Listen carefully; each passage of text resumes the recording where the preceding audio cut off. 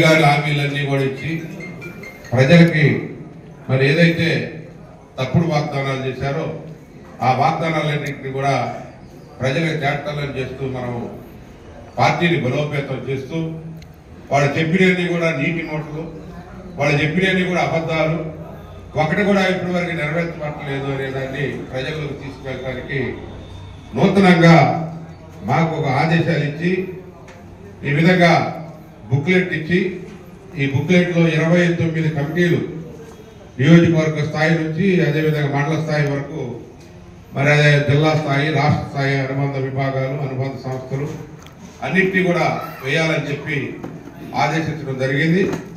ఆ ఆదేశాల మేరకు మరి నేను కొంతకాలం అమెరికా ప్రయాణంలో ఉండటం వల్ల లేట్ అయింది, ఇప్పటికే డిలే అయింది. ఇప్పటికి అన్ని నియోజకవర్గాల్లో కూడా కమిటీలు ఏర్పాటైనవి, మనమే కొద్దిగా వెనకాజీలో ఉన్నాం.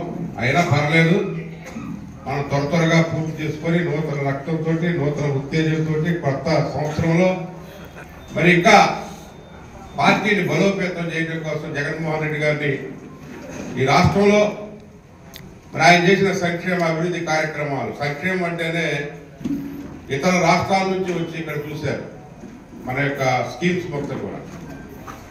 స్కూల్ ఎడ్యుకేషన్ లో నాడు నేడు విధానం ద్వారా స్కూల్స్ అన్ని కూడా బాగు చేసి ఇంగ్లీష్ విద్యను ప్రవేశపెట్టి పేద బడుగు బలహీన వర్గాలకు ముఖ్యంగా ఎస్సీ ఎస్టీ తండాల్లో కానీ దళితవాడల్లో కానీ మంచి ఎడ్యుకేషన్ తీసుకొచ్చి గురుకుల పాఠశాలలు అదేవిధంగా మన గవర్నమెంట్ స్కూల్లో ఇంగ్లీష్ మీడియం ప్రవేశపెట్టి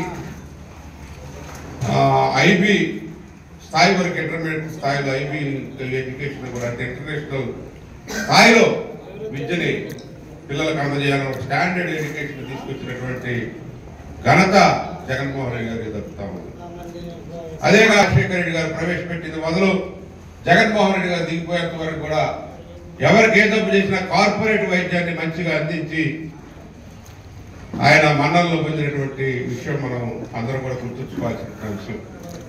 అదేవిధంగా మనకి విద్యలో అమ్మఒడి కార్యక్రమం కానీ ఏది చూసుకున్నా కానీ ఆ గవర్నమెంట్కి ఈ గవర్నమెంట్కి పోల్చి చూస్తా ఉన్నారు. ఆ గవర్నమెంట్ అంటే జగన్మోహన్ రెడ్డి గారి గవర్నమెంట్కి ఇప్పుడు కూటమి ప్రభుత్వం యొక్క గవర్నమెంట్కి పోల్చి చూసినప్పుడు ఈ 6, 7, 8 మాసాలు అవుతుంది దగ్గరగా ఇప్పటికే ప్రజల్లో అలజడి మరి జరుగుతూ ఉంది. మేము తప్పు చేసాం, అనవసరంగా ఓట్లు వేసాం అని చెప్పి కొంతమంది మేము ఓట్లు వేసాం కానీ ఇదేదో మాయ జరిగింది, ఇదేదో మిషన్లు మోసం చేశారని కొంతమంది రకరకాలుగా ఉంది. ఏం జరిగితే ఏంటి, ప్రజాస్వామ్యంలో గెలుపుకోవటంలో సహజం కానీ ఇట్లా అబద్ధాలు చెప్పి అబద్ధపు వాగ్దానాలు, అలవిగాని వాగ్దానాలు. ఆ రోజు కూడా మేమంతా అసెంబ్లీలో ఉన్నప్పుడు కొంజేటి రోషయ్య గారు ఎట్లే మాట్లాడారు. ఆయన చంద్రబాబు నాయుడు గారు అప్పుడు కూడా అన్ని అలవిగాని హామీలన్నీ ఇచ్చి అధికారంలోకి వచ్చినప్పుడు మేమంతా అసెంబ్లీలో ఉన్నాం.